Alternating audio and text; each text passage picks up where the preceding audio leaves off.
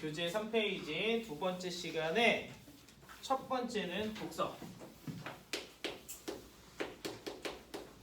자, 우리 저번 주에 선생님이 수업에서 뭐라고 했냐면 우리가 글을 읽을 때 필요한 자세 중에 하나가 필자의 의도를 파악하는 것이다 라고 했어요. 그죠? 글에는 그러니까 이렇게 생각하면 쉬워요. 표면적으로 드러나는 정보가 있고 정보들끼리 모여서 그 이면에 숨겨진 채 주어지는 정보가 있다. 알겠지? 그러니까 그 숨겨진 채 전달되는 정보가 바로 필자의 의도다. 그러니까 그런 것이 있다라는 걸 아는 게 먼저고 그걸 찾으려고 이해하려고 파악하려고 노력하면서 보는 것이 연습이다. 뭐 이런 정도의 취지의 이야기를 했었고 오늘은 그 두 번째 구조를 파악하며 읽기인데 이게 중요해요.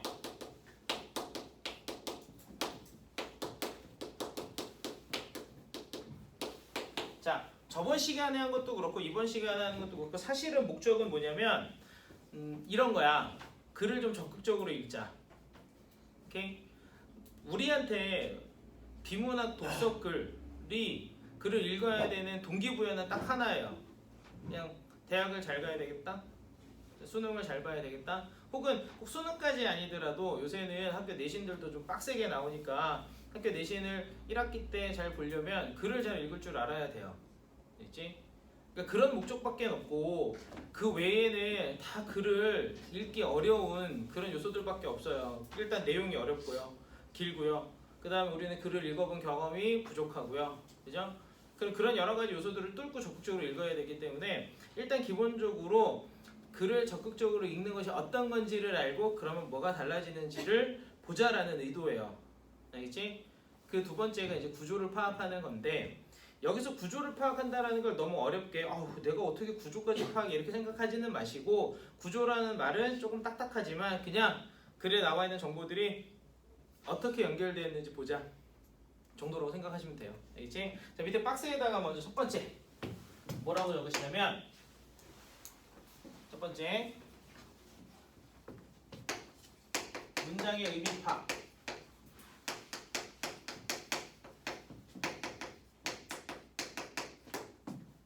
라고 하시고 저번 시간에 선생님이 문장의 의미 파악할 때 기본적으로 어떻게 해야 된다라고 얘기했냐면 주어와 서술어를 한정 지어라 이렇게 했어요. 그죠?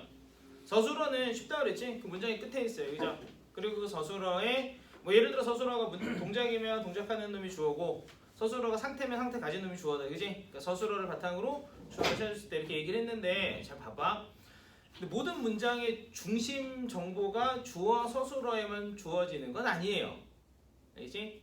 무슨 얘기인지 이해돼? 그러니까 예를 들면 주어 서술어가 문장에서 가장 중요한 뼈대를 형성하기는 하지만 주어 서술어 외에 그 문장의 핵심적인 내용을 전달하는 키워드가 등장할 수도 있어요. 알겠지? 그래서 오늘 이야기하는 건 그겁니다. 핵심 키워드 찾기. 네. 이렇게 생각하면 돼요. 주어 서술어를 찾았는데 이건 안 될 것 같은데 그러면 핵심 키워드가 딴 데 있는 거야. 오케이? 자, 그러면 밑에 있는 지문을 한번 보세요. 자, 이게 또 학생들의 혼을 쏙 빼놨던 지문 중에 하나인데 보자. 고전 역학에 따르면 물체의 크기에 관계없이 초기 운동 상태를 정확히 알 수 있다면 일정 시간 후의 물체의 상태는 정확히 측정될 수 있으며까지 일단 끊으세요. 문장이 너무 길어가지고 겹문장이니까 앞에 문장부터 한번 분석을 하고 가봅시다. 끊으니 서술어가 뭐야? 있으며야 있으며의 밑줄. 이걸로는 조금 부족하지, 그지? 어디까지를 끌어당기면 돼? 측정될 수 있으며까지를 다시 밑줄 치세요. 그게 서술어예요. 그러니까 이제 뭐가 측정될 수 있을까? 주어 찾아보자. 뭐가 측정될 수 있어요? 응? 측정되는 거 뭐예요? 물체의 상태. 물체의 상태에다 박스 하세요. 그게 주어예요. 그러면 이거를 그냥 혼문장이라고 보면 물체의 상태는 측정될 수 있다. 자, 이것만 가지고 충분할까요? 좀 이상하지, 그지? 그러니까 이 경우에는 이 주어 서술어의 핵심 키워드가 없는 거야. 됐니? 오케이? 됐어요? 그럼 봐봐요.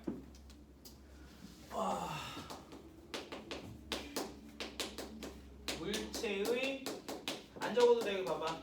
상태는 정확히죠? 정확히 측정될 수 있다. 됐지? 아니 근데 이게 중심 키워드면 앞에 너무 많은 말이 있잖아, 그지? 아니? 그 앞에 있는 말들을 한번 쭉 보면 일단 첫 번째 고전 역학에 따르면, 그지? 그 다음 두 번째 물체의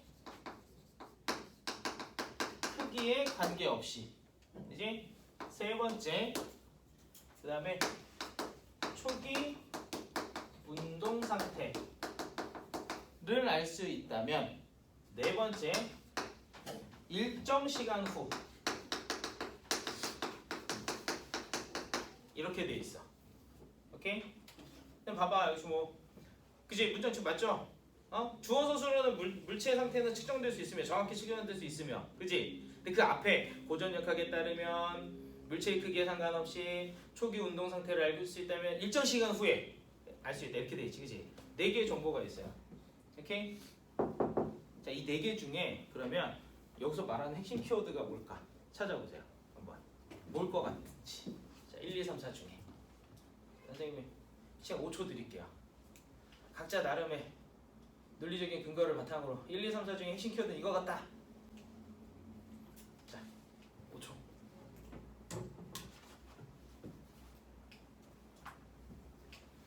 오케이, 여기 주목. 봐봐.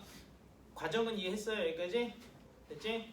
그러면 절대 이유 물어보지 않을 테니까, 자, 나는 1번인 것 같다. 손. 기권 없어요? 1번. 오케이, 내리시고. 2번. 2번은 아무도 없어? 3번. 오, 비슷한. 4번.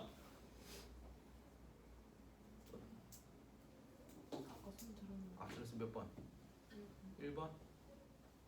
아닌데? 누가 안 들었는데? 다시 한 번만 해볼게요. 1번. 1번. 내리시고. 2번. 3번. 4번. 자, 보세요. 지금 1, 2, 3, 4 중에 뭐가 핵심 키워드인 것 같냐 그랬는데 조금 나뉘어졌죠. 그치? 이유가 뭐야? 아주 간단해요. 어떤 걸 근거로 핵심 키워드를 찾을지 몰라서 그래요. 그치? 그러니까 우리가 이제 국어 하면 무슨 얘기가 나와? 느낌, feel, 딱 눈에 띄는 대로 막 이런 얘기들이 나오는데, 그게 다 뭐가 없기 때문에 그렇다? 정확한 근거랑 기준을 마련하지 못해서 그렇다. 알겠지? 자, 그런데 선생님 힌트를 하나 드릴게요. 문장은 무엇을 중심으로 구성된다? 주어와 서술어를 중심으로 구성이 된다. 오케이? 주어 서술어를 가만히 잘 들여다보시고 그 다음에 다시 1, 2, 3, 4를 보시면 뭐가 핵심 키워드여야 할까? 자, 주어 서술어가 뭐라고요? 지금 물체의 상태는 정확히 측정될 수 있으며, 그지? 그리고 나서 1, 2, 3, 4를 보면 그것과 관련이 깊어 보이는 한 가지가 있어요. 몇 번일까? 1, 2, 3, 4 중에 몇 번? 3번이에요. 오케이? 무슨 얘기인지 이해돼? 왜? 물체 운동 상태잖아, 그죠? 물체의 상태, 그지? 여기 나와 있는 게 뭐야? 운동 상태. 오케이? 그러니까 지금 앞에 있는 4개의 키워드들 중에 가장 중요한 건 초기의 운동 상태를 알 수 있으면이야. 그 전제가 없으면 물체의 운동 상태를 정확히 측정할 수 있다라는 근거가 안 나와요. 결론이 안 나온다고.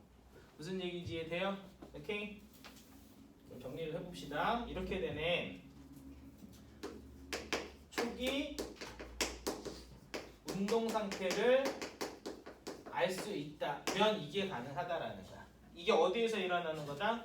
이게 고전, 높아. 역학. 오케이? 됐니? 그죠? 자, 그럼 보세요. 예, 위로 이제 여기까지. 그러니까 봐봐. 선생님 저번 시간에 주어 서술어 중요하다 그랬잖아요, 그죠? 근데 주어 서술어가 다 핵심 키워드는 아니고 주어 서술어로 뭔가 의미 전달이 좀 부족한 것 같을 때 핵심 키워드를 찾으셔야 되는데, 그때도 역시 기준은 주어 서술어다 라는 거지. 이해돼요? 오케이? 그 다음에 이제 두 번째. 자, 위로 올라가서 두 번째에다가 뭐라고 쓰시냐면 문장과 문장의 의미 관계 파악입니다. 문장과 문장의 의미 관계를 파악하는 건데 중요한 것은 단순하게 기계적으로 접근하지 마시고 문장의 의미가 무엇인가, 그래서 그 다음 문장의 의미는 무엇인가, 이 둘의 관계는 어떻게 되는가, 이렇게. 알겠지? 기계적으로 판단하는 건 저번 주에 얘기했어요. 뭐였죠? 지시어나 접속어를 바탕으로 접근하는 거. 오케이? 그러니까 그거는 좀 기계적인 건데 지시어 접속어 그거 사실 그것도 물론 중요한 정보를 주지만 가장 핵심적인 건 문장이 어떤 의미, 그 다음 문장이 어떤 의미, 그래서 얘네들은 무슨 관계, 이렇게.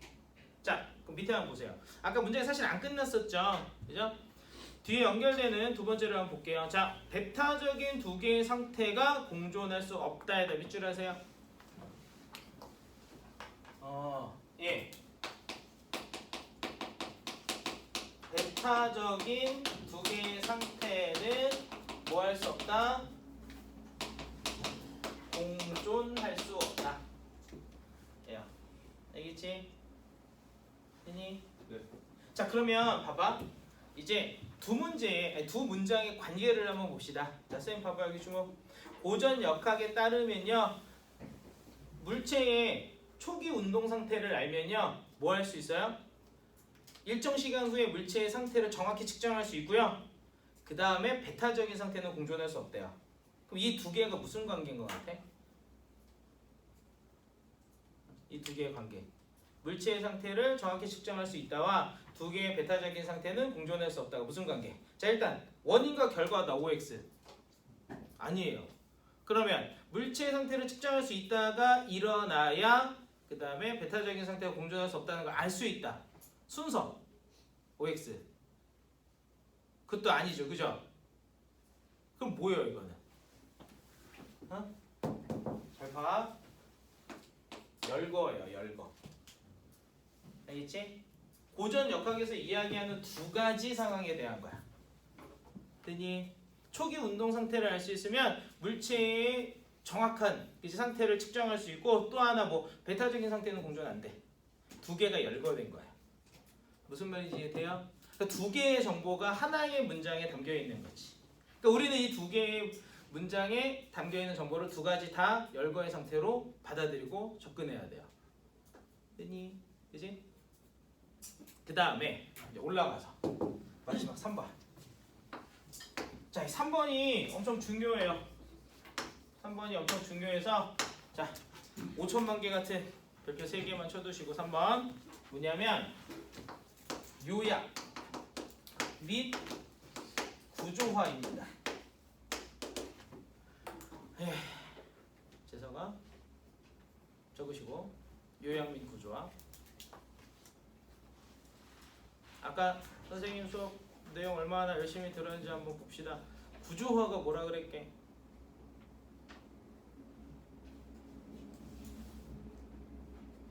한 명도? 틀을 잡는 거 아니에요. 구조화가 뭐라 그랬게? 그러니까 선생님이 그런 얘기했는데 구조라는 말이 조금 어렵고 딱딱하게 느껴질 수 있으니까 그렇게까지는 생각 안 해도 좋다. 이렇게 받아들여라 라고. 아, 생전 처음 들어요? 불과 10분 전인데? 그럴 수 있지. 일요일 아침인데. 한 번만 다시 얘기할게요. 구조화라는 말 너무 어렵게 생각하지 마시고 관계예요, 관계.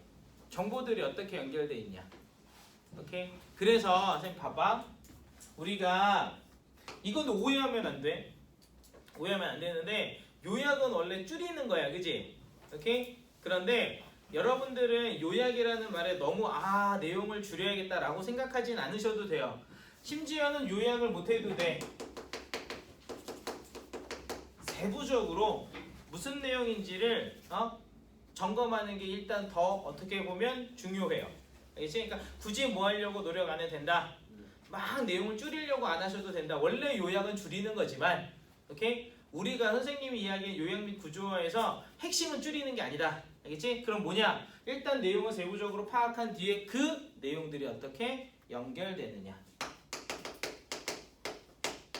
정보 간 연결 관계를 파악하는 것이 중점이다. 오케이? 그러니까 여기서부터 이제 잘 들으셔야 돼요. 자, 세 가지입니다. 세 가지를 잘 들으셔야 되는데, 오케이? 일단 첫 번째, 무조건 연습하셔야 돼요. 선생님이 연습할 수 있는 그런 구성을 다 과제에다 다 해놨어요. 알겠지? 이따가 보면서 말씀드릴 테니까 여러분들은 무조건 연습을 하셔야 되는데, 알겠지? 연습을 할 때에는 세부적으로 해도 좋으니 그 지문에 나와 있는 정보들이 어떻게 연결됐는지를 중심으로 연습을 하셔라라는 거. 알겠지? 오케이? 두 번째. 그래서 목적은 항상 뭐다? 목적은 적극적 읽기. 적극적인 독해다. 알겠지? 나중에 혹시 뭐 인강 같은 거 들을 일 있으면 한번 들어보시면 알겠지만 결론적으로 독서 비문학에서 모든 강사가 하는 이야기는 정확하게 읽어라예요. 정확하게. 알겠지? 근데 정확하게 읽을 때 뭐 어떤 여러 가지 스킬적인 부분들도 있고 접근하는 방식상의 차이는 있겠지만 기본적으로는 학생의 적극성이에요. 오케이? 근데 그 적극성에 대해서 어떤 식으로 적극성이 생기느냐 강사마다 좀 생각이 다른데 선생님은 여러분들이 적극적으로 읽은 것과 그렇지 않은 것의 차이를 알면 그러면 적극성을 가질 수 있다라고 보는 입장이에요.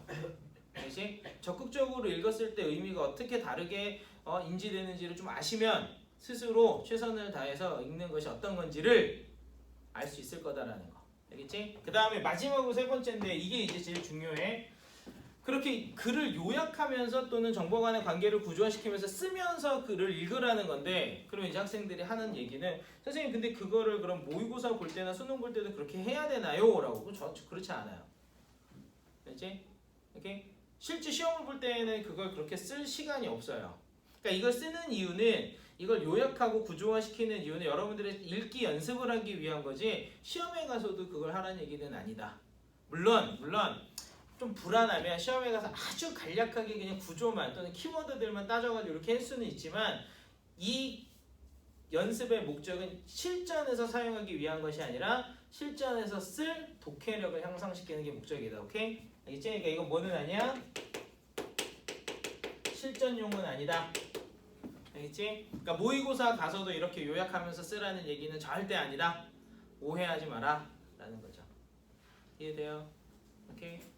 그럼 이제 한번 해봅시다. 도대체 구조화가 어떤 건지 한번 해볼 텐데 아까 지금 단락이 안 끝났어요. 알겠지? 밑에 내려와 보세요. 한 문장 끝난 거예요. 하지만에다 다이아몬드 하세요. 하지만. 자, 하지만에다가 다이아몬드 하시고 하지만 앞뒤가 반대로 연결되잖아요. 그지? 하지만 20세기에 등장한 양자역학에 의해 미시세계에서는 밑줄 상호 배타적인 상태들이 공존할 수 있음까지 밑줄이 알려졌어요. 아하. 하지만 뭐가 가능하대?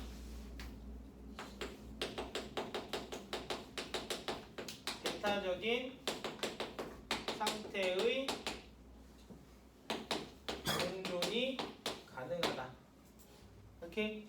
알겠니? 어디에서 그게 밝혀졌다고요? 양자역학의 미시세계에서 밝혀졌대요. 오케이? 그러면 여기 봐봐요. 앞에서는 분명히 뭐라고 나왔어? 초기 운동 상태를 알 수 있으면, 그지? 물체를 측정할 수 있고, 그죠? 정확히. 그 다음에 배타적인 상태는 공존할 수 없다 이랬지, 그지? 오케이? 근데 하지만 이후에는 초기 운동 상태에 대한 언급이 없어요. 그지? 왜 그럴까? 이거 왜 언급이 없을까? 생각해 봅시다. 그거는. 알겠지? 일단은 여기까지만 해서 페이지 한 장만 넘겨보세요. 그러면 거기에 구조와 맞나? 구조 요약하기, 구조 파악하기 밑에 빈 공간 있죠, 그죠? 거기다 이걸 적으세요. 자, 여기는 빈칸을 조금 놔두셔야 돼요. 알겠지? 여기는 빈칸을 조금 놔두고 네. 한번 정리를 해보세요. 뒤에 이제 네 번째 줄 보세요. 밑에. 자, 앞으로 가서 앞 페이지 3페이지에 네 번째 줄. 미시세계에서의 거기 보자. 미시세계에서의 상호 배타적인 상태의 공존을 이해하기 위해까지 끊으세요. 거기까지 보면 이 글에서 중요한 게 위다 아래다라고 하면 중요한 게 아래구나라는 걸 알 수 있어요. 그지? 오케이? 왜냐면 지금 두 번째 문단의 시작을 뭘로 하고 있어요? 미시세계에서의 상호 배타적 상태의 공존에 대한 거잖아. 그지? 그러니까 우리는 알려는 게 이거야. 이거에 대한 정보를 전달하는 게 이들의 목적인 거야. 오케이? 보자. 그러기 위해 거시 세계에서 회전하고 있는 반지름 5cm의 팽이를 생각해 보자. 오케이? 자, 거시 세계에다 따옴표 하시고요. 회전하고 있는 반지름 5cm의 팽이에요. 그 팽이는 시계 방향 또는 반시계 방향 중 한쪽으로 회전하고 있을 것이다. 끊어보세요. 그럼 이거는 양자역학이야, 고전역학이야? 시계 방향 또는 반시계 방향 중 한쪽으로 회전하고 있을 거래. 고전이야, 양자야? 고전이죠. 왜? 두 가지 중 하나의 상태만 가지고 있을 거래잖아. 그지? 오케이? 그 다음 보세요. 팽이의 회전 방향은 관찰하기 이전에 이미 정해져 있으며 이게 뭐예요? 초기 운동 상태예요. 그죠? 다만 관찰을 통해 알게 되는 것 뿐이다. 되니? 오케이? 자, 그럼 보자. 아직 적지 말고 그냥 보세요. 알지? 우리가 이걸 이해하기 위해서 팽이를 봤는데, 오케이? 팽이는 시계 또는 반시계 방향으로 회전하고 있고, 오케이? 관찰을 통해서 뭐 할 수 있다? 측정할 수 있다. 관찰은 측정하는 것이다. 이렇게. 되니? 그죠? 자, 그 다음 보세요. 이와 달리 미시세계에다 비추. 그럼 이건 양자야, 고전이야? 양자네, 그죠? 미시세계에서 전자만큼 작은 팽이 하나가 회전하고 있다고 상상해보자. 이 팽이의 회전 방향은 시계 방향과 반시계 방향 두 상태가 공존하고 있다. 그죠? 이게 뭐야? 배타적 상태의 공존이에요. 그죠? 하나의 팽이에 공존하고 있는 두 상태는 관찰을 통해서 한 가지 회전 방향으로 결정된다까지 끊으세요. 자, 이번에는 팽이같이 생긴 작은 전자만한 팽이라고 합시다. 얘는 시계 방향 플러스 반시계 방향 모두 회전하고 있대요. 이게 뭐라고요? 이게 뭐라고? 상호 배타적 상태의 공존. 오케이?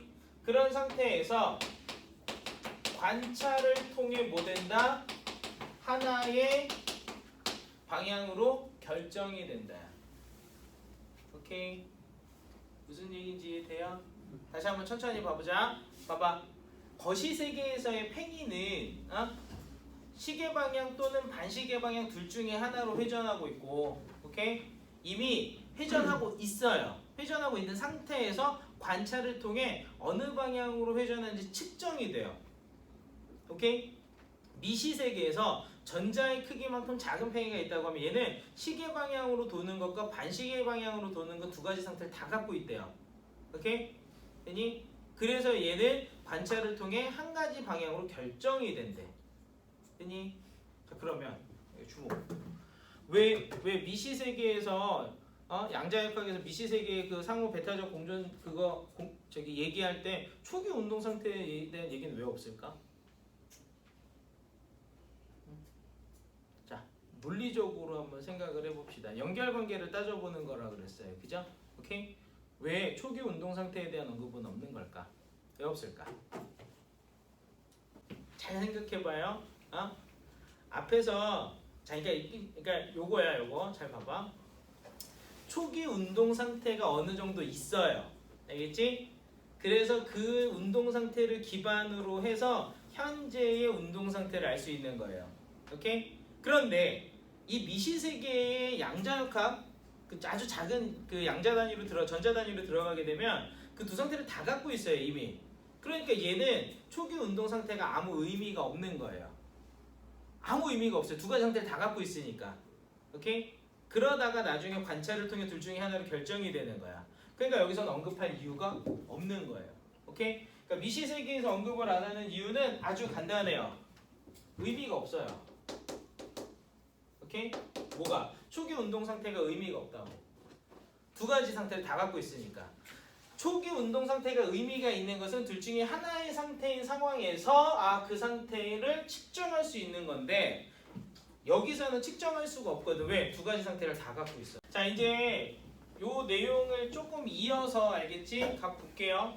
이제 구조를 파악한다라는 거는 자, 두 가지 알겠지? 첫 번째 요약의 SG 말고 정보 연결 관계에 주목을 하라는 거. 두 번째 잘하려고 노력하지 마세요. 알겠지? 잘하려고 노력을 하게 되면 손도 못 대요. 잘하려고 하지 마시고 그냥 무조건 하는 게 중요해요. 그래서 방학 동안에 2달만 진짜 최선을 다해서 연습을 하면 그럼 그 다음부터는 이제 잘할 수 있는 여지가 생기니까 잘하려고 하지 말고 일단 무조건 한다라는 생각으로 하셔라라는 거. 알겠지? 이렇게 계속 한번 봅시다. 자, 거기 3페이지 2, 4, 6, 8, 9번째 줄입니다. 두 개의 상태입니다. 차장님 보세요. 9번째 줄. 두 개의 방향 중 어떤 쪽이 결정될지는 관찰하기 이전에는 알 수 없다. 거시세계와 달리 양자역학이 지배하는 미시세계에서는 우리가 관찰하기 이전에는 상호 배타적인 상태가 공존하는 것이다까지 끊으세요. 그러니까 초기 운동 상태가 아무 의미가 없어요. 두 가지 상태가 다 있으니까. 그지? 배타적인 상태의 공존과 관찰 자체가 물체의 상태를 결정한다는 개념, 이 두 가지 개념 있죠? 그지? 우리 고전역학에선 봐봐요. 상태는 측정하는 거고 배타적인 상태는 공존할 수 없어요. 그죠? 근데 미시세계에서는 배타적인 상태는 공존하고요. 관찰은 측정이 아니라 결정을 하는 거야. 그러니까 이 개념이 우리가 일반적으로 생각하는 것으로는 잘 받아들여져 아니다라는 거야. 오케이? 그 개념을 보세요. 받아들이기 힘들었기 때문에 아인슈타인에다 따옴표 하세요. 이제 인류 역사상 가장 천재적인 과학자죠. 그죠? 아인슈타인은 당신이 달을 보기 전에는 달이 존재하지 않는 것인가? 라는 말로 양자역학의 해석에 회의적인 태도를 취했다. 회의적이다. 밑줄. 회의적이 뭐야? 자, 그대로 해석하면 의심을 품다라는 건데 의심을 품는다라는 것 자체는 그 내용에 대해서 긍정적이다, 부정적이다? 부정적이다. 그지? 관찰을 통해 상태가 정해진다라는 것에 대해 부정적인 거야. 오케이? 그럼 네가 보기 전엔 달은 없었던 거냐라는 말은 없었다라는 거야, 있었다라는 거야? 있었다라는 거지. 그지? 오케이? 어떻게 관찰로 상태가 결정되냐라고 거기에 대해서 회의적이었다는 거야. 됐니? 오케이? 그죠? 자, 이 내용에 대해서 그 대단한 아인슈타인도 뭐라고 했어? 회의적으로 반응했다. 알겠니? 아직 넘어가지 말고 일단 한 번에 정리합시다. 자, 그 다음에 계속 보세요. 최근에는 상호 배타적인 상태의 공존을 적용함으로써 초고속 연산을 수행하는 양자 컴퓨터에다 밑줄. 양자 컴퓨터에 대한 연구가 진행되고 있다. 이는 양자 역학에서 말하는 상호 배타적 상태의 공존이 현실에서 실제로 구현될 수 있음을 잘 보여주는 예라 할 수 있다. 미시 세계에 대한 이러한 연구 성과는 거시 세계에 대해 우리가 자연스럽게 지니게 된 상식적인 생각들의 근본적인 의문을 던진다까지 끊으세요. 자, 아인슈타인이 회의적으로 생각했지만 봐봐. 양자 컴퓨터에 대한 연구가 진행되고 있어요. 그죠? 그거는 상호 배타적 상태의 공존이라는 것이 현실적으로 가능하다라는 걸 보여주는 거지. 오케이? 이 모든 것들이 지금 무엇을 의미하냐면요. 이 모든 것들이 거기에 나와 있죠? 상식적 생각에 의문을 던지는 거다. 우리가 상식이라고 생각했던 것들에 대해서 과연 그게 맞는가라는 의문을 던지는 요소다라는 거지. 우리는 상식적으로 배타적인 두 개의 상태가 공존할 수 없다고 봐요. 그 다음에 물체는 측정을 통해 그러니까 관찰을 통해 측정된다고 봐요. 근데 그렇지 않다라는 걸 보여주는 거지. 앞에 우리 그 문단이 아직 안 끝났어요. 사실은 아직 안 끝났고요. 밑줄 하세요. 이와 비슷한 의문은 논리학에서도 볼 수 있다. 밑줄. 그리고 이에다 따옴표하시면 이가 뭐다? 지시어. 정확하게 대용 표현이에요. 뭘 대용하냐면 이런 거죠. 상식적 생각에 대해 근본적으로 의문을 갖게 되는 사례예요. 그 의문은 어디서도 존재한다? 논리학에서도 존재한다요. 되니? 자, 이 상식적 생각에 대한 의문이 어디로도 이어진다? 논리학으로도 이어진다인데, 근데 여담인데 이 지문이 처음 나왔을 때 이게 9월 평가니까 그랬거든. 고3들이 다 혀를 내둘렀던 게 사실 비문학에서 가장 어려운 영역 중에 하나가 물리학이에요. 그 다음이 논리학이고. 근데 얘는 지금 둘 다 나온 거예요. 물리, 논리. 알겠지? 한번 보세요. 자, 고전 논리는 참과 거짓 두 개의 진리치만 있는 이치 논리다. 거기 고전 논리에다 밑줄. 그리고 고전 논리에서는 어떤 진술이든 참 또는 거짓이다. 이는 우리의 상식적인 생각과 잘 들어맞는다. 그죠? 아, 근데 아까 뭐라 그랬지? 논리학에서도 뭐가 있다? 상식적인 생각에 근본적인 의문을 던지는 요소들이 있다. 대신 참이나 거짓 둘 중에 하나다라는 게 우리 상식과 잘 맞아요. 그럼 그게 아닌 게 나오겠네. 그죠? 예, 그러나에다 다이아몬드 하세요. 그러나 프리스트에 따르면 참인 진술과 거짓인 진술 외에 밑줄 참인 동시에 거짓인 진술에다 밑줄. 이게 뭐야? 우리의 상식에서 벗어나는 내용인 거지. 그지? 예, 이를 설명하기 위해 그는 거짓말쟁이 문장을 제시한다. 거짓말쟁이 문장을 이해하기 위해 자기 지시적 문장과 자기 지시적이지 않은 문장을 구분해보자. 밑에 보세요. 자기 지시적 문장에다 밑줄 하세요. 자기 지시적 문장. 예, 말 그대로 자기 자신을 가리키는 문장을 말해요. 문장에 대해서 자기 자신에 대해서 설명하고 있는 거야. 예를 들어서 괄호 열고 이 문장은 모두 18음절로 이루어져 있다. 괄호 닫으세요. 음절이 글자예요. 오케이? 그리고 여러분들이 지금 괄호 친 걸 세보면요. 딱 18글자예요. 무슨 얘기인지 이해돼요? 문장이 자기 자신을 지시하는 걸 자기 지시적 문장이라고 한다고. 이해돼? 물론 흔치 않겠죠? 자, 보세요. 예, 라는 참인 문장은 자기 자신을 가리키며 그것이 몇 음절로 이루어졌는지를 설명하고 있다. 말하고 있다. 반면에다 다이아몬드 반대로 페루, 자 괄호 열고 페루의 수도는 리마이다 괄호 닫고.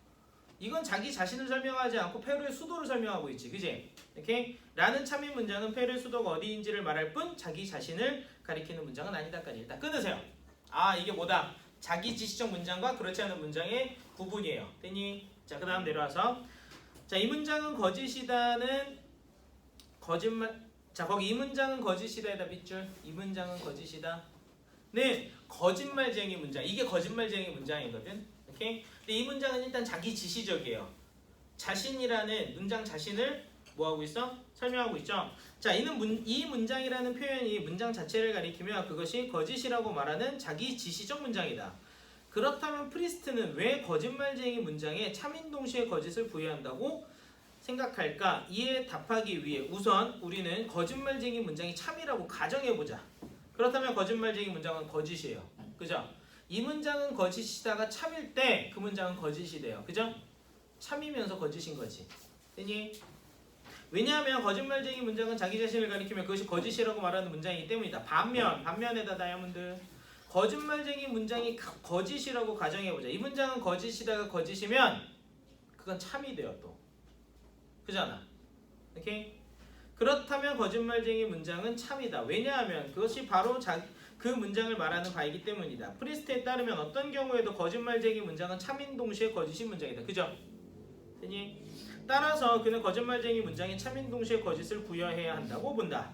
그는 거짓말쟁이 문장 이외에 참인 동시에 거짓인 진리치가 존재함을 뒷받침하는 다양한 사례를 제시한다. 특히 그는 양자역학에서 상호 배타적인 상태의 공조는 이 점을 시사하고 있다고 본다까지 끊으세요. 자, 우리가 내용을 요약할 때에는 봐봐. 꼭 무어 단위로 하지 않아도 좋아요. 단락별로 하지 않아도 돼요. 알겠지? 내용별로 보시면 될 것 같아요. 논리학에서도 보면 크게 뭐가 있냐면 고전 논리가 있어요. 오케이? 고전 논리는 간단하게 참, 또는 거짓 두 개밖에 없다. 그지? 이것이 뭐랑 일치한다? 우리의 상식하고 잘 맞는다 라고 봐요. 그죠? 근데 누구는? 프리스트라는 사람은 뭐가 존재한다? 참이면서 거짓이 존재한다. 이건 우리의 상식하고 맞아요, 안 맞아요? 안 맞죠? 그지? 연결되는 거고. 이게 뭐라고요? 이런 거에 뭐가 있다고? 거짓말쟁이 문장. 오케이? 요거 설명하면서 뭐 자기지시적 문장 이런 거 나왔잖아요, 이제. 근데 뭐 그런 건 크게 중요한 건 아닌 것 같고, 이 문장은 거짓이다라는 자기지시적 문장은 그것이 참인 경우엔 거짓이게 되고요, 그죠? 거짓인 경우엔 참이 돼요. 그러면서 참과 거짓이 모두 존재하게 된다라는 거지. 됐니? 자, 그 다음에 뒤로 잠깐 넘기시면 굉장히 어려운 내용이 하나 나오는데, 요거는 요약하고 조금 별개로, 알겠지? 요약하고 별개로 사실은 이 문장에서, 이 지문에서 가장 어려운 파트예요. 알겠지? 거기 4페이지에 단락이 하나 있어요. 조금 어려운데 요거는 요약하고 조금 별개로 갈게요. 차분하게 읽으시면 돼요. 알겠지? 차분하게 한번 봐봐. 고전 논리에서는 참인 동시에 거짓인 진리치를 지닌 문장을 다룰 수 없기 때문에, 그지? 왜? 참이면 거짓이 아니고 거짓이면 참이 아닌 것이 고전 논리죠, 그죠? 그렇기 때문에 프리스트는 그것도 다룰 수 있는, 그것에다 따옴표, 그것이 뭐게? 참인 동시에 거짓, 그지? 또 다룰 수 있는 비고전 논리 중 하나인 LP를 제시해야 돼. LP에다 박스 하세요. LP 밑에 보시면 역설의 논리라는 용어의 약자입니다. 알겠지? 자, 그런데 LP에서는 직관적으로 호소력 있는 몇몇 추론 규칙, 즉 좀 상식적인 어떤 내용이 성립하지 않아요. 자, 전권 긍정 규칙에다 밑줄. 전권 긍정 규칙을 예로 들어 한번 생각해 보자. 자, 고전 논리에서 전권 긍정 규칙이 성립해요. 오케이? 잘 봐봐. 이는, 자, 괄호 열고, P이면 Q이다라는 조건문과 그것의 전권인 P가 참이라면, 괄호 닫으세요. 예를 들어서 선생님 봐봐. 사과면 과일이다. 오케이? 되니? 이게 P이면 Q이다. 되니? 이 조건문 자체가 참이고요. 그 다음에 어떤 애가 사과가 맞다면, 오케이? 이 두 가지예요. 조건문과 전권, 사과다라는 것이 참이라면, 이해됐죠? 밑줄. 그것의 후권인 Q도 반드시 참이 된다는 것이다. 밑줄. 그럼 그것이 과일이다라는 그 후권도 반드시 참이 되는 거야. 뭔 말인지 이해돼요? 이게 뭐야? 고전 논리에서 말하는 전권 긍정 규칙이에요. 오케이? 다시 한번 선생님 봐봐. 전권 긍정 규칙은 간단해요. 조건문 자체가 참이고 그 다음에 전권이 참이면 후권도 무조건 참이 되는 거야. 이해돼요? 오케이? 별거 없죠? 그 다음 보세요. 이와 비슷한 방식으로 LP에서도 전권 긍정 규칙이 성립하려면 괄호 열고 조건문과 그것의 전권 P가 모두 참 또는 참인 동시에 거짓이라면 괄호 닫으세요. 이해돼요? 자, 지금 왜 LP에서는 뭐가 끼어들어갔지? 참인 동시에 거짓이 들어갔지. 왜? 그걸 다루기 위해서 새롭게 탄생한 게 LP잖아요. 그죠? 역설의 논리잖아요. 오케이? 되니? 그러니까 전권 긍정 규칙을 그대로 이식시켜 오면 LP로 조건문과 전권이 참 아니면 참 아니면 거짓 둘 중에 하나라면 그러면 밑줄 예, 그것의 후권인 Q도 반드시 참 또는 참인 동시에 거짓이어야 한다까지 밑줄. 그러면 뭐가 성립해? 전권 긍정 규칙이 성립해요. 알겠지? 자, 간단하게 정리를 좀 해보면 그래서 봐봐. 보세요. 자, 고전 논리에서 전권 긍정 규칙은 오케이? 간단해요. 조건문과 뭐가 전건이 P, 알겠지? P가 참일 때 후건 Q 과일이다. 또 뭐다? 참이다예요. 오케이? 그것이 그대로 LP에서도 성립이 되려면, 오케이? 조건문과 전건이 참 슬래시야. 오케이? 참 and 거짓. 참인 동시에 거짓. 이라면 그러면 후건 역시 똑같이 이루어져야 된다라는 얘기예요. 오케이? 이렇게 되면 얘도 LP에서도 정권 긍정 규칙이 성립하게 되는 거예요. 여기까지 이해돼요? 오케이? 그러니까 하나만 추가하면 돼. 뭐 고전 논리에서의 참과 참만 다뤘다면 거기에 하나가 플러스 돼. LP에서는 참 또는 거짓인 것. 그지? 그렇잖아. 그죠? 그런데 봐봐요. 그러나에다 다이아몬드 그러나 밑에 세 번째 줄 그러나 LP에서의 조건문의 전건은 참인 동시에 거짓이고 후건은 거짓인 경우도 있을 수 있는 거야. 후건이. 그지? 그러면 이 경우에는 조건문과 전건은 모두 참인 동시에 거짓이지만 후건은 거짓이 돼요. 까지 끊으세요. 오케이? 그러니까 봐봐. 실제 사례에서 이거 봤을 때 봐봐. 주모 이런 거지. 조건문과 전건이 모두 참인 동시에 거짓인데 후건이 뭐인 경우가 있다? 거짓인 경우가 있는 거야. 오케이? 그럼 전건 긍정 규칙이 성립한다 안 한다? 안 한다라는 거야. 그죠? 무슨 말인지 이해돼요? 여기가 좀 어려워요. 그러니까 봐봐. 우리가 비문학 독해를 할 때 제일 중요한 것 중에 하나가 뭐냐면 그 안에 있는 내용들을 그대로 받아들여서 연결시키는 거. 그대로 받아들여서 연결시키는 거야. 오케이? 다시 한번 봐봐요. 이런 경우가 있다라는 거지. 어떤 경우냐면 조건문과 전건은 참인 동시에 거짓이야. 오케이? 되니? 그런데 뭐가? 후건이 거짓인 경우가 있다고. 오케이? 그 경우는 어떻게 된다? 전건 긍정 규칙이 성립하지 않게 된다. 오케이? 보세요. 자, 그래서 비록 전건 긍정 규칙이 성립하진 않지만 LP는 고전 논리에 대한 근본적인 의문들에 답하기 위한 하나의 시도로서 의의가 있다. 그러니까 무조건 고전 논리가 다 맞는 것은 아니고 상식적인 것만 다 통용되는 것은 아니다라는 얘기인 거예요. 이해돼요? 자, 보세요. 1번부터 볼게요. 1번. 문맥을 고려할 때 기억의 의미를 추론한 건데 아인슈타인의 말이죠. 네가 달을 보기 전까지 달은 존재하지 않았던 것이냐? 무슨 얘기야? 존재했다는 거야? 안 했다는 거야? 했다는 거지. 답은 3번이에요. 다른 관찰력과 상관없이 존재하므로 누군가 달을 관찰하기 이전에도 존재했다라는 거. 오케이. 되니 질문. 자, 2번은 건너뛰고 3번도 건너뛰고 4번 보세요. 4번. 자, 윗글을 바탕으로 보기를 이해한 내용으로 적절하지 않은 건데 쌤 잠깐만 봐보세요.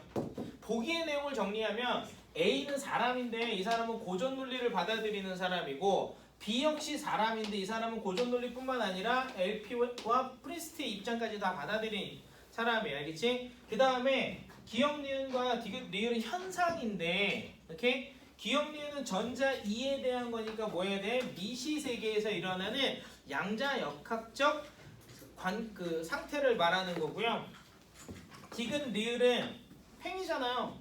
5cm짜리 팽이, 반지름 5cm, 그지? 거시 세계에서 일어나는, 그죠? 얘기죠? 되니? 봐봐, 이 문제를 푸는데 가장 핵심 포인트는 뭐냐면 누가 어떤 입장이며 그 다음에 각각의 현상은 어떤 현상이냐를 정확하게 한정 짓는 거. 되니? 1번 A는 자 고전 논리를 받아들이는 사람이니까 기억, 그지? 기억, 니은, 현상이 뭐가 됐건 간에 기억이 참이 아니라면 거짓이고 참, 거짓 외에 다른 진리치는 가질 수 없다. 그지? 고전 논리를 받아들이는 사람 맞죠? 1번 동그라미. 그 다음 B는 고전 논리 외에도 LP와 프리스트의 입장을 모두 받아들이는 사람이니까 기억은 참인 동시에 거짓일 수 있다고 주장하지만 끊어. 맞죠? 그럴 수 있어요. 그런데 디귿 리을은 거시세계니까 이거는 공존이 돼야 안 돼. 여기는 배타적 상태의 공존이 없죠. 그죠? 거시세계는. 그러니까 디귿은 참이 아니라면 거짓이라고 주장한다도 맞는 얘기예요. 이해돼요? 그 다음 3번 A와 B는 모두 디귿이 참일 때 리을도 참이 되는 것은 불가능하다고 주장한다. 그죠? 거시세계니까 무슨 얘기인지 이해돼? 거시세계에서는 뭐가 있을 수 없어? 상호 베타적 상태가 공존할 수 없지, 그지? 그건 A가 됐건 B가 됐건 간에 거시 상태니까, 거시 세계니까, 그지? 왼쪽으로 시계 방향으로 회전한다와 반시계 방향으로 회전한다가 동시에 참여될 수는 없다라고 주장을 하죠. 맞는 얘기예요, 그죠? 4번 A는 B와 달리 니은이 참인 동시에 거짓이 될 수 없다고 주장한다. 왜? A는 뭐야? 고전 논리를 믿는 사람이니까. 그지? 그럼 답은 5번인데 B는 A와 달리 리을이 참이 아니라면 참인 동시에 거짓일 거라고 주장을 한다. 전혀 아니에요. 왜? 리을은 뭐죠? 거시 세계에서의 얘기니까 그거는 참인 동시에 거짓이 될 수가 없죠. 반시계 방향으로 도는 것이 참이면서 동시에 거짓일 수는 없다고. 그죠? 무슨 말인지 이해돼? 제 답은 5번이에요. 이해돼요? 오케이? 질문. 자, 이것도 좀 어려웠는데 요거는 그래도 논리적으로 잘 떨어져요. 그죠? 3번이 진짜 어려워요. 3번. 3번 한번 보세요. 3번. 윗글을 통해 니은. 자, 니은은 P이면 Q이다예요. 그죠? 조건문이죠. P이면 Q이다라는 조건문에 대해 적절하게 추론한 거예요. 차근차근 봅시다. 1번. LP에서 P가 참인 동시에 거짓이고 Q가 거짓이면 니은은 거짓이 돼요? 아니요. 참인 동시에 거짓이에요. 오케이? 무슨 얘기냐면 LP는 P 전건뿐만 아니라 조건문, 그지? 니은 역시도 참인 동시에 거짓이어야 되잖아, 그지? 되니? 그다음 2번 LP에서 니은과 P가 참인 동시에 거짓이면 Q도 반드시 참인 동시에 거짓이 돼. 그러면 전건 긍정 규칙이 성립하지만 아니라 그랬지, 그지? 그러니까 뭐가 될 수도 있어? 거짓일 수도 있어요, 그죠? 그래서 2번 틀린 거예요. 여기까지 이해돼? 3번에 LP에서 니은과 P가 참 또는 참인 동시에 거짓이면 Q도 반드시 참 또는 참인 동시에 거짓이야? 아니야, 거짓일 수 있다니까. 그러니까 지금 2번, 3번이 같은 논리예요. 그죠? LP에서는 긍정 규칙이 뭐가 될 수 있어? 성립하지 않을 수도 있단 말이야. 그지? 됐니? 4번 아니면 5번이거든. 4번이 고전 논리죠. 니은과 P가 각각 거짓이 아닐 때 Q는 거짓이다야? 거짓이 아니다가 돼야지. 정권 긍정 규칙이 성립하니까. 답은 5번이에요. 고전 논리에서 니은과 P가 참이면서 Q가 거짓인 것은 불가능하죠. 그지? 왜냐면 고전 논리에서는 뭐가 성립해? 전건 긍정 규칙이 성립하지. 그러니까 조건문과 전건이 참이면 Q도 어때야 돼? 참이 돼야 돼. 후건인 Q도 참이 돼야 된다. 그치? 그러니까 거짓인 것은 불가능해요. 이해돼요? 질문. 오케이? 그치? 그러니까 봐봐. 우리가 물론 문제풀이를 할 때 필요한 사고와 논리에 대해서도 차근차근 접근해서 볼 거야. 알겠지? 근데 지금 일단 여러분들이 기억해야 될 건 뭐냐면 그 근거를 지문에서 정확하게 마련하는 게 먼저다라는 거. 자, 이번 주 고전문 감상인데 저번 주에 선생님이 얘기했던 거 복습 한 번만 해봅시다. 네, 보세요. 첫 번째, 뭐 중심으로 가라? 고전문은 발음 중심.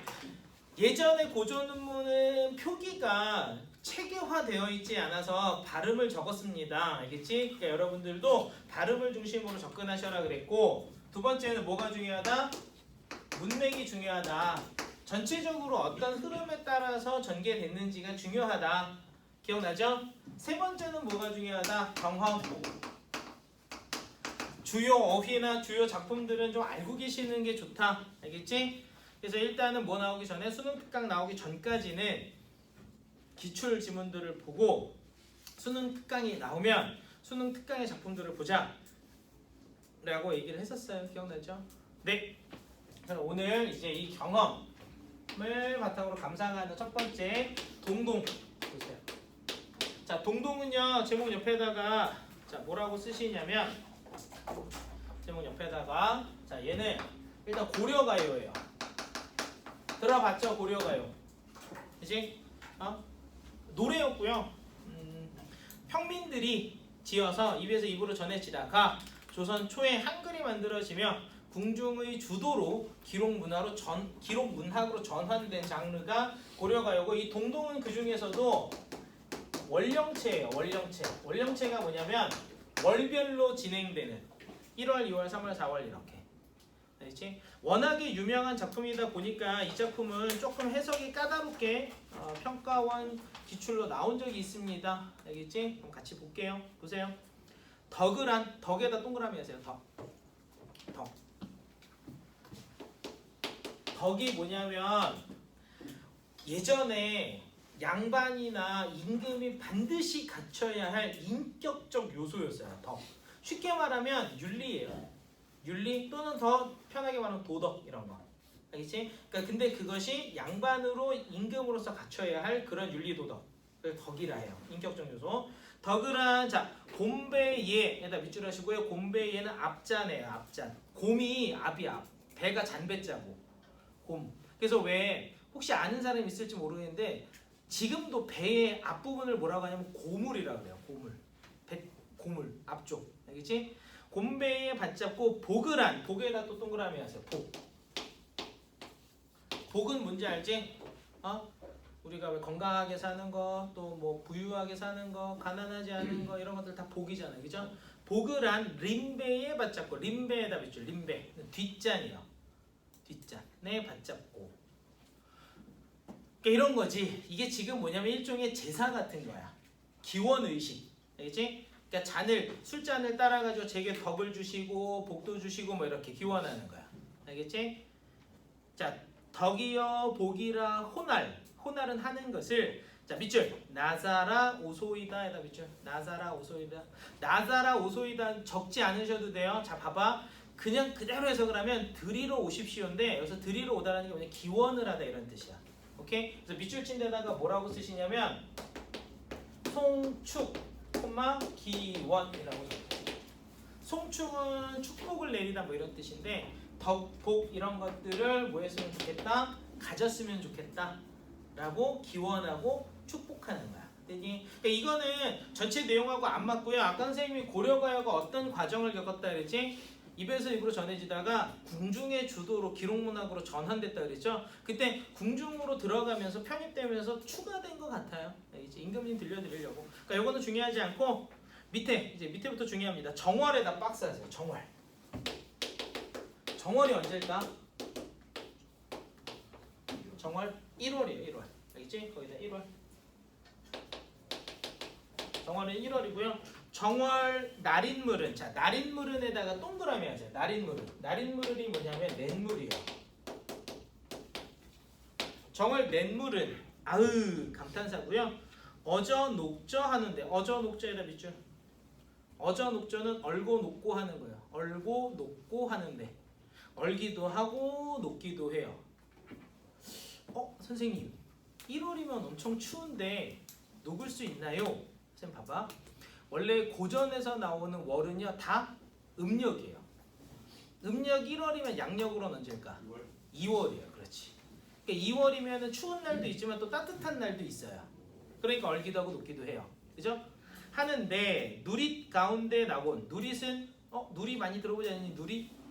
약국 중에 혹시 온누리 들어봤어요? 뭘까? 세상. 그치 누리가 세상. 그래서 왜 컴퓨터 속 세상을 뭐라 그래? 누리. 그렇지. 그 홈페이지 누리집. 이제 컴퓨터로 돌아다니는 사람 누리꾼 뭐 이러잖아요. 그치? 자 누리 가운데 나곤 세상 가운데 태어나곤 몸에다 세모하세요. 몸은 화자예요. 밑에다 화자라고 쓰시고 세모예요. 그러니까 얘는 왜 그러냐면 하울로에다 밑줄 하울로는 홀로예요. 하울로 멸셔 혼자 지내는구나.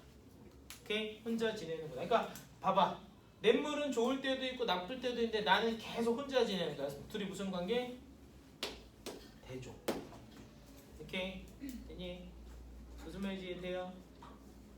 예. 그 다음에 2월에다 박스 하세요. 2월에다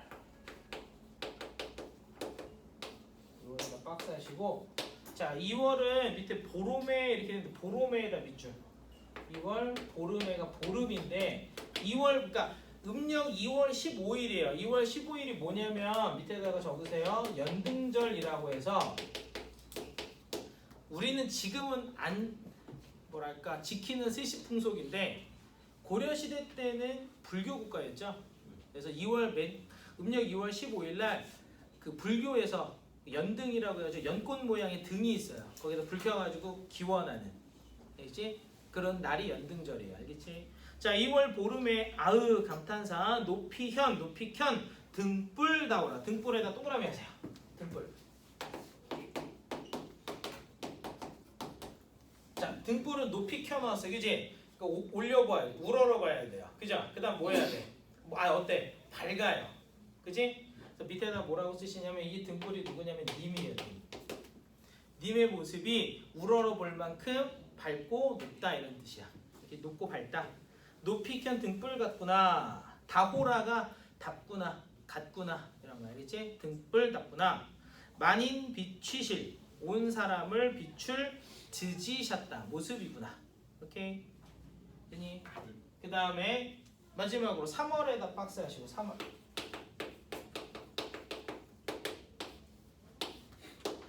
3월 나며 개한, 개한은 핀. 꽃이 피다 할 때 핀. 4월 지나며 핀 아으 만춘 늦봄. 음력 3월이면 4월이니까 늦봄이야겠죠? 달웻 고지여. 달웻 고지에다 동그라미 하세요. 달웻 고지가 뭐냐면 밑에다 적어. 진달래꽃이에요. 동그라미 하시고, 예, 이것도 역시 님이에요. 밑에다 님.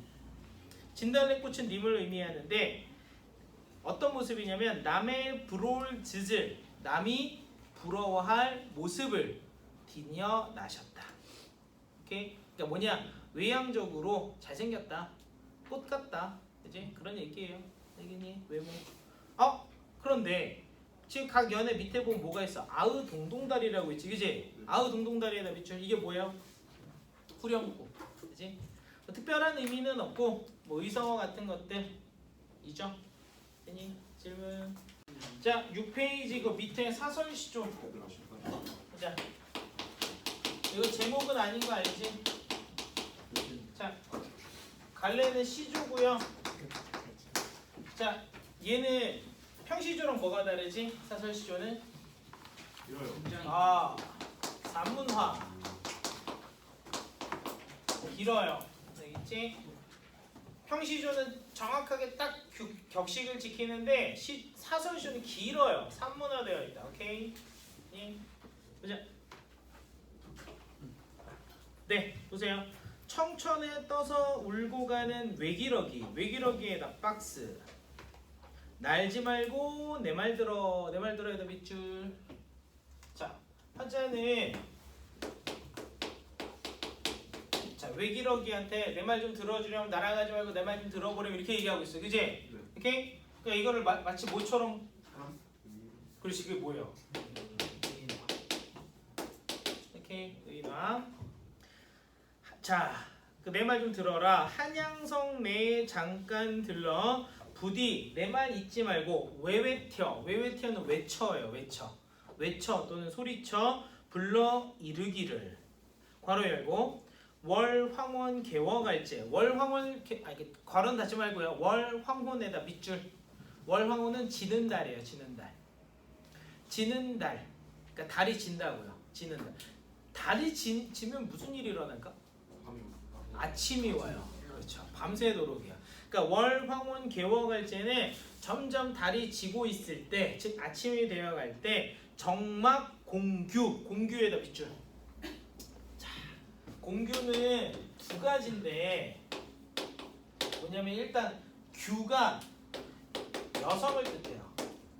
그러니까 여성의 공간을 뜻해요. 시적화자가 누구다? 여성이고, 그 다음에 공이 빌공자예요. 그러니까 어떻다? 외롭다. 자, 공규가 빈 여성의 방을 뜻해요. 그러니까 시적 화자가 여성이면서 외로운 처지다라는 걸 알려주는 거예요. 공규. 오케이? 적어두시고요. 공규에 던져진 듯 홀로 앉아 님 그려야 돼. 밑줄 그려가 뭘까? 그리워.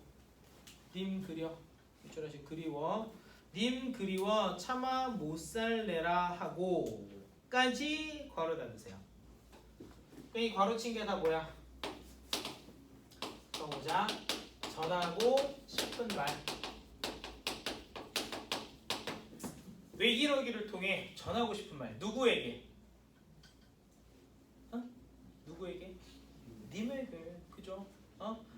그리워하고 있다. 외로이 홀로 지내면서 님을 그리워하고 있다라는 말을 부디 한 말을 전하여 주렴. 그랬더니 괄호 열고 우리도 님 보러 바삐 가옵는 길이 오매 전할동 말동하여라 괄호 닫고. 이거 누가 하는 말일까? 이번에 가르친 건? 그렇지. 여기에다가 외기러기의 말. 이거는 외기러기의 말인데 이거 대화적 구성이에요. 그죠? 나는 기러기한테 내 말 좀 전해주렴 했는데 기러기는 나한테 뭐라 그래? 아 우리도 바빠가지고 전할 수 있을지 모르겠어 이렇게. 알겠지? 그러니까 아마도 이 사람은 자신의 그 그리움을 님에게 전할 수 있을 것 같다 없을 것 같다? 그렇지 그 얘기예요. 그죠? 니 질문. 네. 그 다음에 오른쪽에 탄군가. 자, 탄군가는 뭐냐면 가사예요. 가사. 알겠지? 가사는 형식적으로는 운율을 갖고 있지만 내용적으로는 뭐에가 산문에 가까워요. 굉장히 자유로운 다양한 주제들을 다루고 있거든. 알겠지? 오케이? 여기서는 뭐에 대한 거냐면 몰락 양반에 대한 이야기. 몰락 양반의 삶.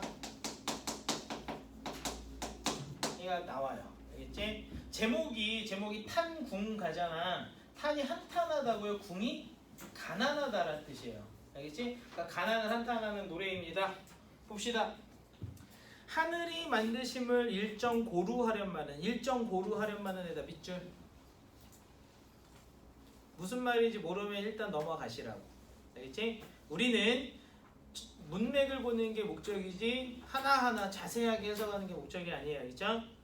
자, 어찌된 인상이 이다지도 괴로운 거에다 쭉 밑줄 하세요. 그럼 괴롭다 안 괴롭다? 괴롭다. 이거 무슨 표현이야? 서리법. 고전을 읽을 때는 항상 서리법과 대구법은 점검하면서 보셔야 돼요. 알겠지? 거기에다가 설의라고 쓰시고요. 그러니까 이런 거지. 하늘이 만드심을 일정 고려하련마는 어찌된 인생이 이다지도 괴로운가? 일정 고려하련만이 무슨 말일 것 같아요? 문맥적으로? 어떠다고? 조금 받아들이는 또 일정 고루하련마는 그지? 그러니까 이런 거야. 하늘이 만들 때 일정하게 골고루 했지만 내 삶은 왜 이렇지? 왜 나만 이렇지? 이런 거야. 무슨 얘기인지 이해돼요? 몰라도 괜찮아요. 넘어갑니다. 30일에 9끼니에다 밑줄. 30일에 9끼니. 30일에 9끼니면 많이 먹는 거, 적게 먹는 거? 엄청 적게 먹는 거예요. 30일에 9끼면 그지? 30일이면 몇 끼 먹어야 돼? 90끼를 먹어야 돼요. 하루 3끼라고 했을 때, 그지? 근데 9끼면 뭐야? 10분의 1밖에 못 먹는 거지, 그지? 이게 그 유명한 사자성어로 보게.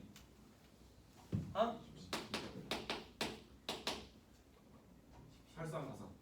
오? 아니에요. 야, 이게 말이 되냐 지금 이 상황이 설상가상? 말이 되나? 설상가상 엎친 데 덮친 거다.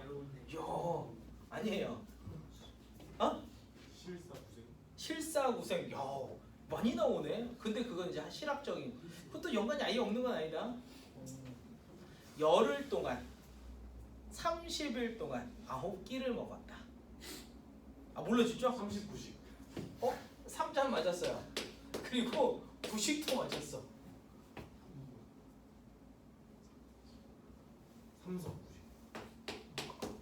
적으세요. 삼순구식.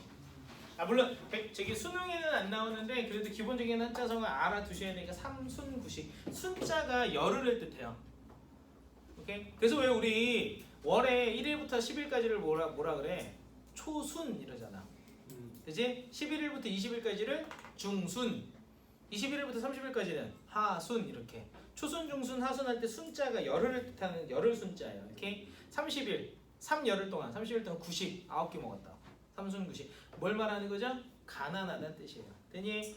그러면 이제 보세요. 30일 앞에서 이제 괄호 열고요. 30일에 9끼니 얻거나 못 얻거나 10년 동안 가타나를 쓰거나 못 쓰거나 괄호 닫고. 무슨 표현법? 비슷한 문장이 반복된다. 뭐라고?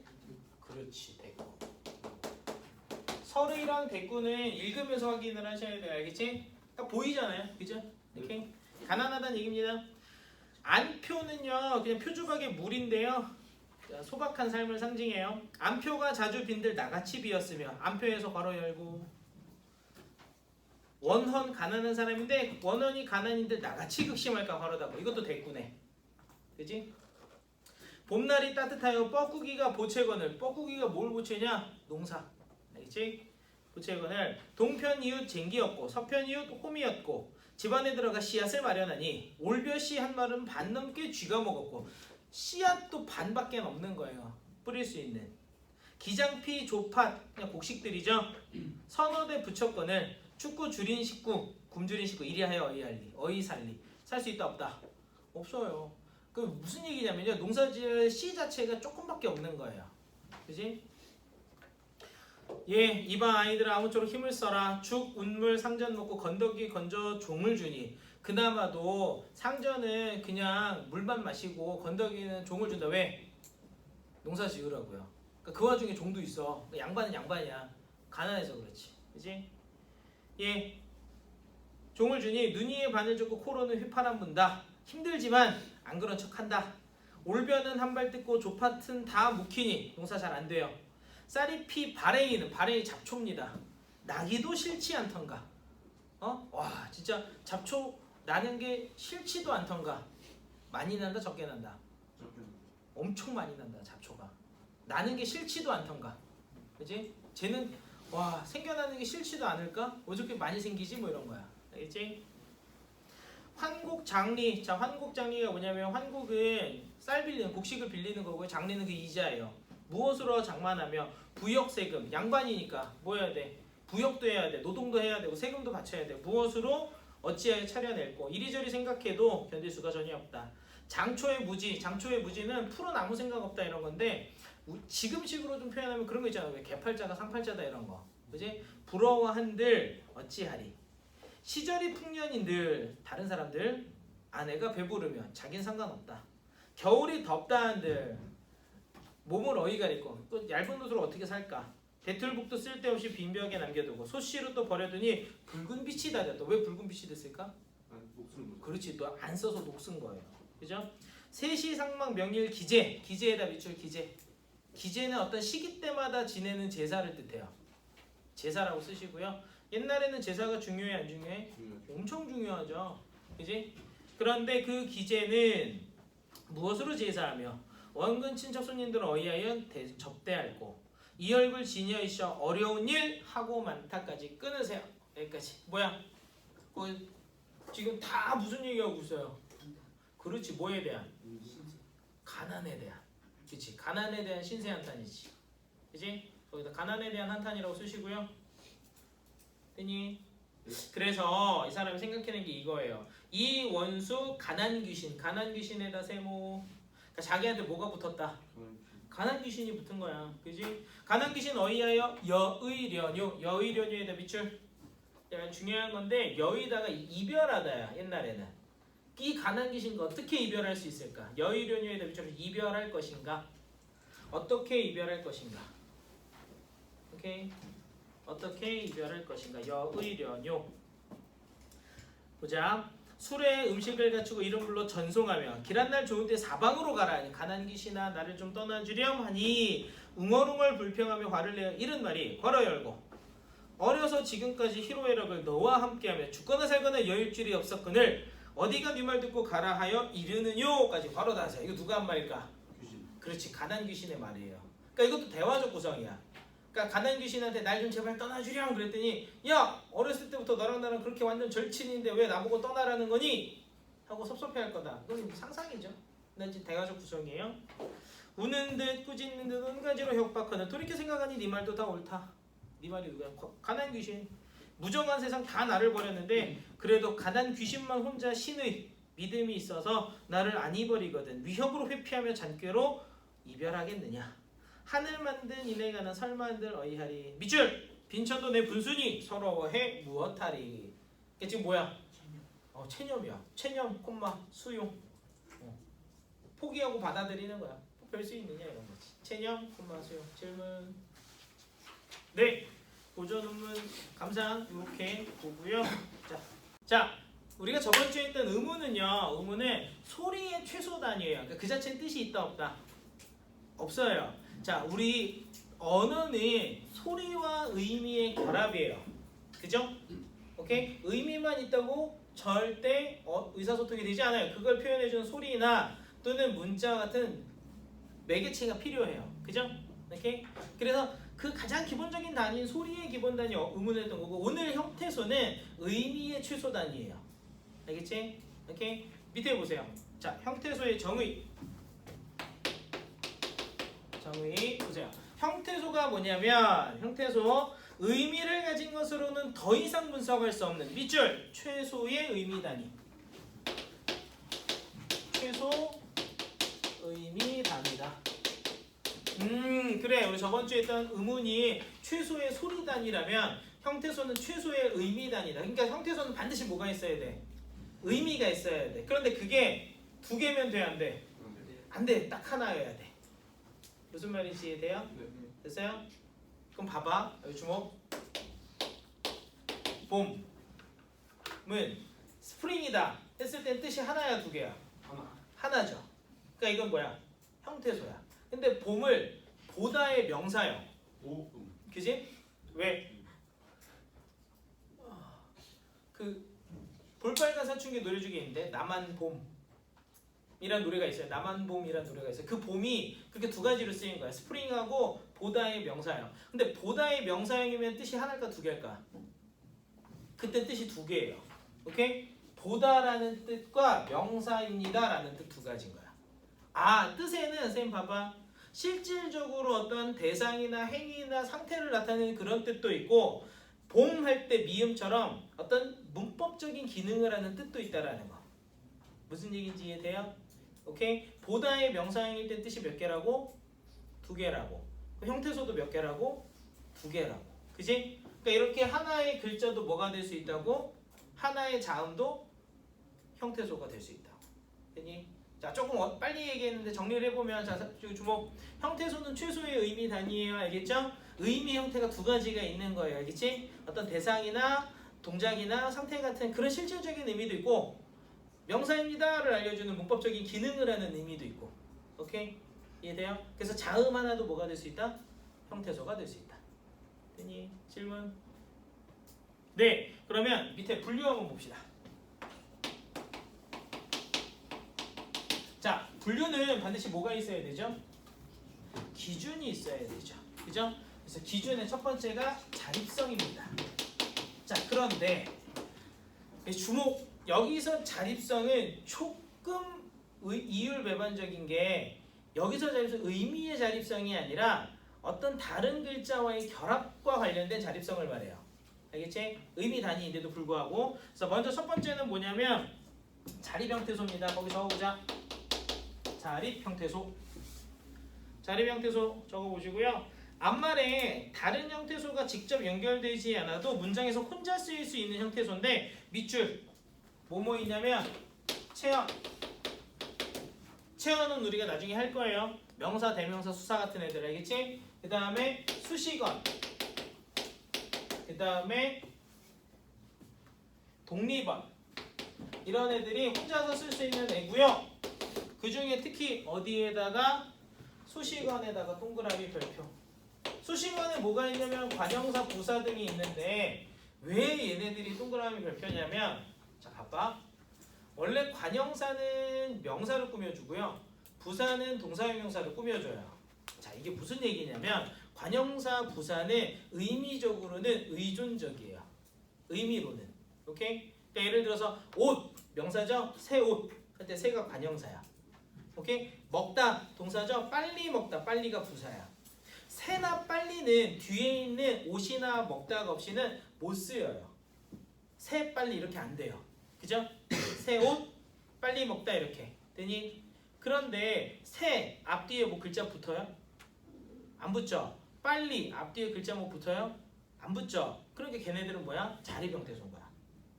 오케이? 까먹으면 안 돼. 알겠지? 그 다음에 자립 형태소가 있으면 뭐도 있을까? 의존 형태소.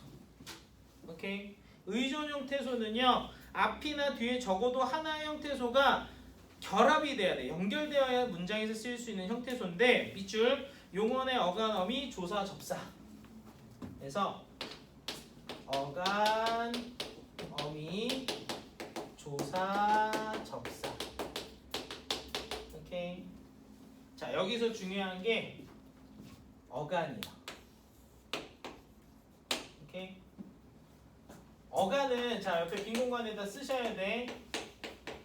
반드시 찾을 줄 알아야 돼요. 선생님이 이게 얼마나 중요하냐면 품사할 때 한 번 더 설명할 거야. 너무 중요해서. 알겠지? 어간은 어떻게 찾냐면 기본형에서 자, 이 기본형은 동사나 형용사입니다. 알겠죠? 뭐뭐 다. 뭘 빼고 시제나 높임을 빼고 뭐뭐 다. 알겠지? 기본형에서 다를 제거하면 돼요. 오케이? 그러니까 예를 들면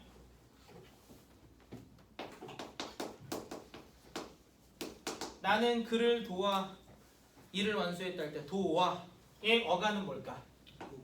어? 기본형이 뭐야? 돕다죠. 거기서 다를 빼면 도. 오케이? 이게 어간이에요. 그럼 자연스럽게 뭐를 할 수 있냐면 어미를 한정 지을 수 있어요. 뭐가 결합하면 도어가 될까? 오케이. 됐니? 적어두세요. 꼭 적어두시고 여기서 참고 우리가 형태소 분석할 때는 항상 이렇게 해야 돼요. 알겠지? 원래 형태. 그러니까 이런 식으로 모된 거 말고 활용된 거 말고. 알겠지? 원래 형태. 요걸로 분석을 하셔야 돼. 알겠지? 그러니까 물론 여러분들이 수능이나 이런 데서 직접적으로 분석할 일 없어요. 분석되어 있는 걸 보고 판단만 하면 돼요. 그런데 내신 아직은 3학년 1학기까지는 내신이 중요하다고 그랬지, 그지? 내신에서는 저렇게 분석하라고 나올 수도 있어요. 알겠지? 오케이? 그냥 봐두세요. 알겠니? 질문. 자, 그 다음에 이제 두 번째 기준은 뭐냐면 의미입니다. 자, 의미에 따라서 먼저 실질 형태소입니다. 실질 형태소는 옆에 보면 의미가 실질적인 의미를 가지는 건데 보면 체언, 수식언, 독립언 똑같죠? 뭐랑? 자립 형태소랑. 근데 하나가 추가되고 어간. 그러니까 얘가 특이해. 보통 일반적으로 자립 형태소면 실질 형태소인데 의존 형태소 중에서 실질 형태소인 애가 얘가 어간. 어떤 동작이나 상태의 의미를 가지는 애. 걔가 뭐다? 실질 형태소다. 알겠니? 오케이? 됐어요? 그 다음에 나머지는 그러면 형식 형태소. 다른 말로는 문법 형태소라고도 하죠. 오케이? 형식 또는 문법. 예, 오른쪽에 기능적인 의미, 문법적인 의미만을 가진 형태소인데 아까 보험에서 미음 같은 거 명사로 만들어준다 이런 거. 오케이? 그래서 편해요. 조사, 어미, 조사, 접사. 여기서 어간 빼고 다 내려오면 되는데 여기서 중요한 게 접사예요. 오케이? 그러니까 다른 애들은 어미나 조사는요 명확하게 딱 봐도 기능적인 의미밖에 없어요. 접사는 아니에요. 오케이? 예를 들면 접사 중에 자, 사과, 오케이? 근데 풋 사과, 오케이? 자 여기 봐봐. 풋 그냥 사과하고 풋사과하고 뜻이 같아요, 달라요? 다르면 풋에는 뜻이 있어요, 없어요? 있어요. 어떤 뜻이 있어요?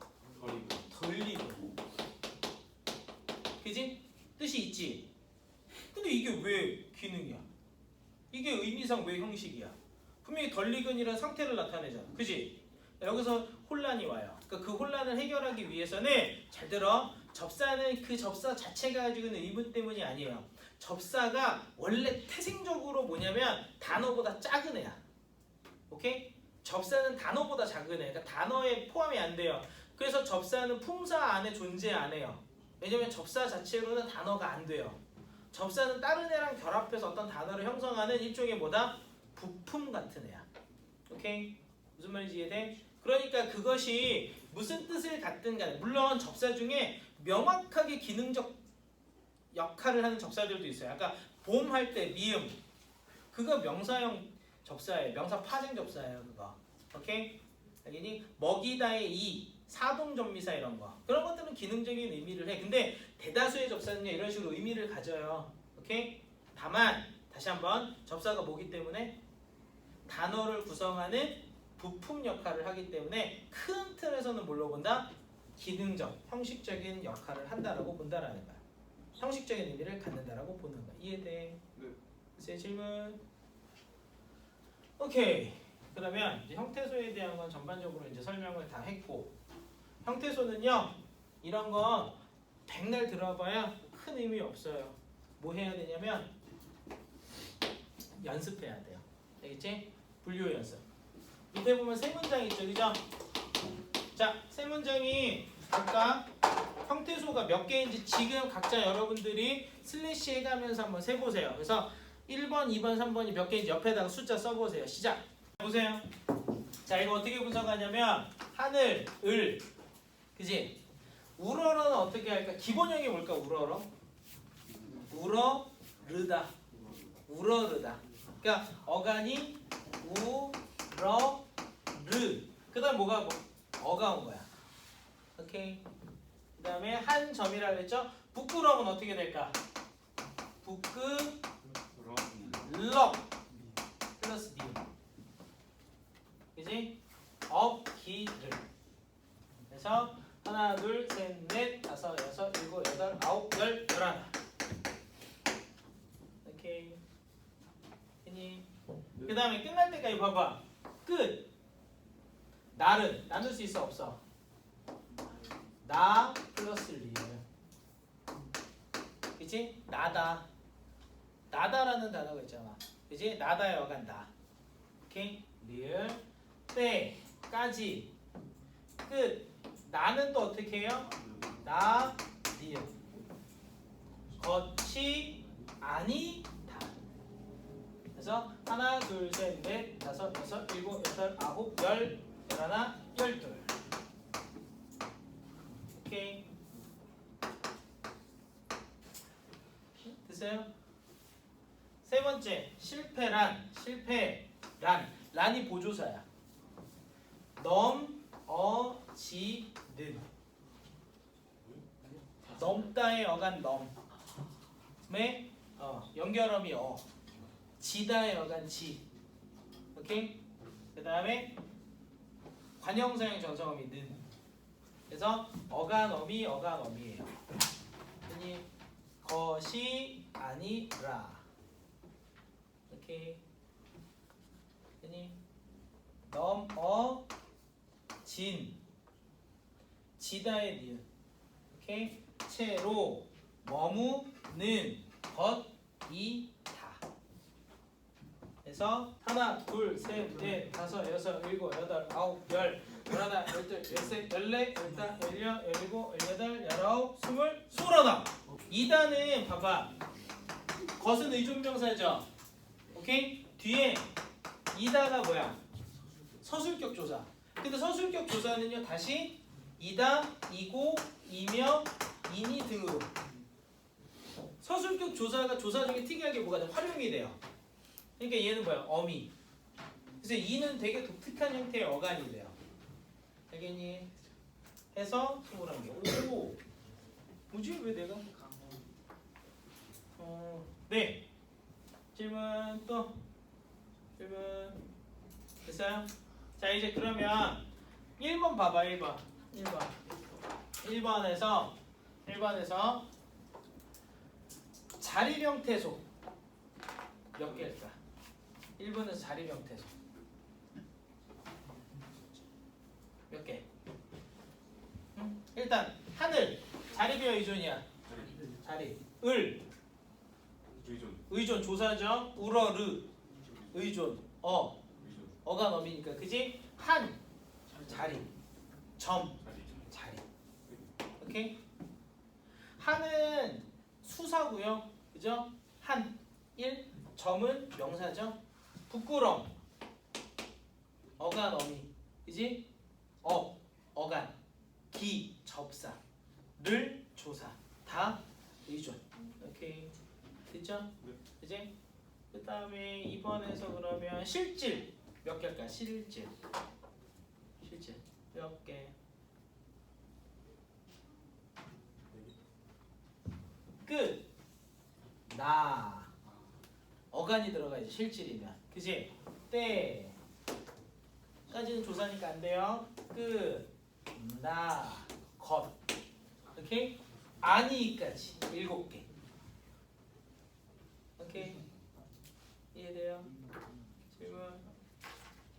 네. 끝이랑 나랑 따로예요? 그치. 끝이라는 뭐가 있어? 명사가 있죠. 나다는 거기에 이제 용언의 어간이 붙은 거야. 그래서 끝나다라는 합성어가 된 거야. 오케이. 또 질문 됐어요? 네. 네. 그 오른쪽에 5번 문제 지금 빨리 한번 풀어보세요. 시간 1분 드릴게요. 자, 스톱하시고 푸세요. 시작. 자, 같이 한번 볼게요. 일단 형태소에서 자, 보기 박스 보세요. 실질적인 의미를 가지고 있는가? 아니요 이렇게 돼 있으니까 형식 형태소네, 그지? 네. 형식 형태소는 디귿 리을입니다.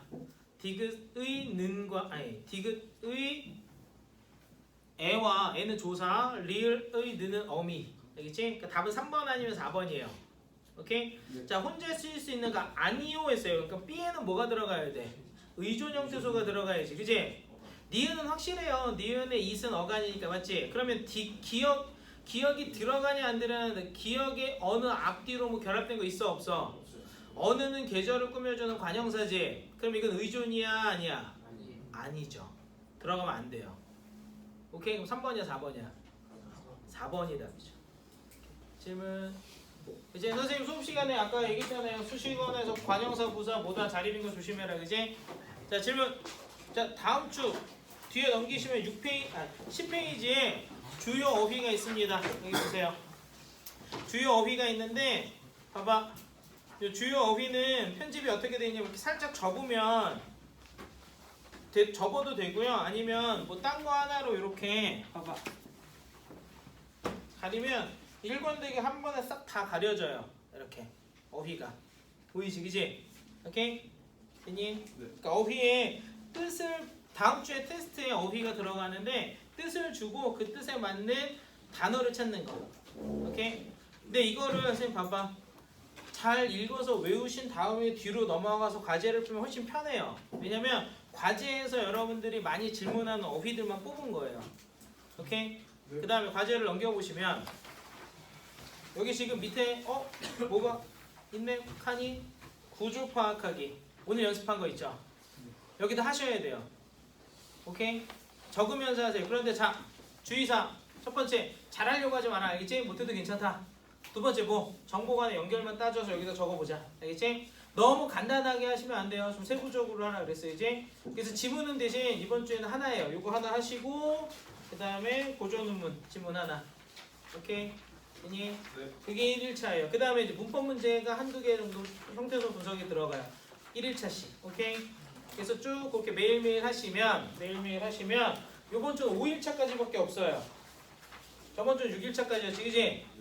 왜 5일차까지밖에 없냐? 모의고사가 하나 들어가요. 모의고사가 하나 들어가는데 모의고사는 얘들아 선생님 봐봐. 지금 연습할 건 뭐냐면 딴 거 없어. 시간은 아무 신경 안 써도 되고 모의고사를 풀 때 어떻게 푸냐면 화작문, 화작문, 문학, 독서 순으로 푸는 거. 오케이? 여기 지금 어떻게 구성이 되어 있냐면 중간에 16번부터 30번까지가 독서고 31번부터 45번까지가 문학이야. 그러니까 뒤로 넘어가서 문학을 먼저 풀고 그 다음에 독서로 오란 얘기야. 알겠지? 네. 이렇게 위에다 적으세요. 화작문, 화살표, 문학, 화살표, 독서 요 순서로 풀자. 알겠지? 그래서 요거는 하루 날을 잡아서 오케이? 그죠? 다음 주 중에 거의 다 방학하는 걸로 알아요. 늦게 하는 학교들이라 하더라도. 알겠지? 그러니까 매일매일 풀고 그 다음에 꼭 오케이? 뭐 모의고사 풀어 오시는 것까지. 알겠지? 네. 그 다음에 오늘은 테스트도 그렇고 과제도 그렇고 좀 가볍게 했는데 우리 이제 방학 조금만 더 신경 써서 국어가 어렵잖아요. 그죠? 국어는 여러분들이 열심히 과제한 만큼 풀이한 만큼 수업 잘 들은 만큼 점수 나오니까 과제 좀 잘해 오시고 그 다음에 혹시나 수업을 하다가 그러니까 뭐 과제를 하다가 또는 뭐 구조 독해를 하다가 구조 파악하게 하다가 어떻게 하나 그랬지 잘 기억이 안 나면 꼭 유튜브 가서 영상 보시고. 알겠죠? 네. 오케이. 질문? 네, 여기까지 합시다.